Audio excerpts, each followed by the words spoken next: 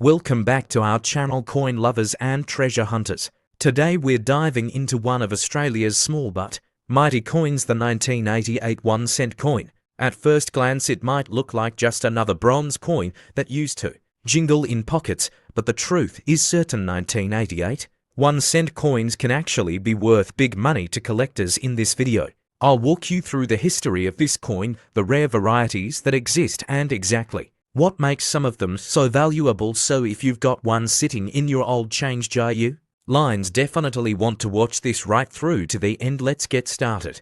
The 1988 Australian 1-cent coin was first introduced in 1966 alongside decimal currency in Australia, and it featured the iconic feather-tailed glider possum designed by Stuart Devlin. The obverse side of course displayed the portrait of Queen Elizabeth, to which went through several design updates over the years. By 1988 the obverse bore the Raphael Makhlouf portrait of Her Majesty, which gives these coins a distinctive late 1980s look compared to earlier versions. This detail is important for collectors because the portrait style can also help identify genuine coins and separate them from earlier mintages. The design itself never changed drastically, but condition, strike quality, and rarity of particular issues can significantly affect the overall value. In this year the Royal Australian Mint produced around 40 million coins for circulation, which, at first glance, makes it seem like the coin should not be rare at all. However, the reality is quite different today.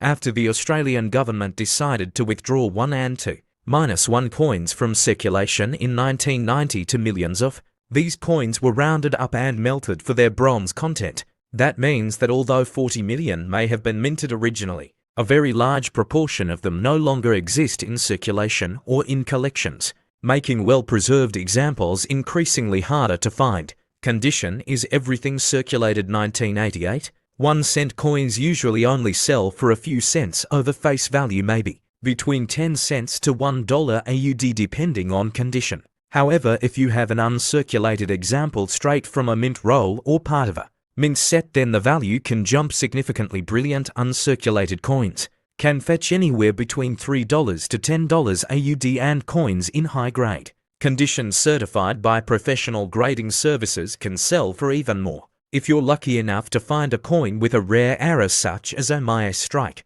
off-center strike, or a double die variety, you might be looking at prices from $50 up to hundreds of dollars depending on the rarity and demand. Collectors are always on the hunt for unusual minting mistakes in the 1988 1-cent coin. Errors like die cracks, clipped plankets, filled dies, and off-center strikes are particularly sought after. These coins can transform an ordinary low-value coin into a collector's gem worth big money. Some enthusiasts even specialize in error coins, and they are willing to pay much higher prices for them. If you have a 1988 coin that looks unusual or has an imperfection, don't dismiss it. It might be one of these rare varieties that could be highly valuable. Always compare it with a regular coin of the same year, and if in doubt, have it examined by a professional. Another factor that makes the 1988 1-cent coin interesting is its historical significance. This was the year Australia celebrated its bicentennial, marking 200 years since the first fleet's arrival in 1788. Although the standard 1-cent coin design did not change that year, many collectors like to add 1988 coins of all denominations to their collection as part of the bicentennial year set. Because of that, demand for 1988 coins is higher than for some other late 1980s years, especially in pristine condition. So if you have one in mint state, you can expect collectors who focus on bicentennial memorabilia to pay a little extra premium. For those of you wondering whether it's worth collecting these coins, the answer is absolutely yes. Even though most circulated examples won't make you rich overnight, building a collection of all years of the 1-cent coin series, especially with varieties and mint errors, can be both satisfying and potentially profitable over time. Coins like the 1988 1-cent also have intrinsic metal value since they were struck in bronze. With metal prices fluctuating, the base material itself adds another layer of worth. It's a coin that not only holds numismatic interest, but also a little investment value in the raw metal. If you enjoy learning about coin values, historical details, and how to spot treasures in your loose change, then make sure you hit that subscribe button and turn on the notification bell. That way you'll never miss one of our deep dives into rare coins era, coins and hidden treasures that could be sitting in your own collection. We upload regularly and cover coins from Australia, the United States and many other countries, so there's always something exciting to discover. Plus, subscribers get early access to special guides and tips to help you become a smarter collector. The 1988 Australian 1 cent coin had a mintage of around 40-1, but many were later melted down.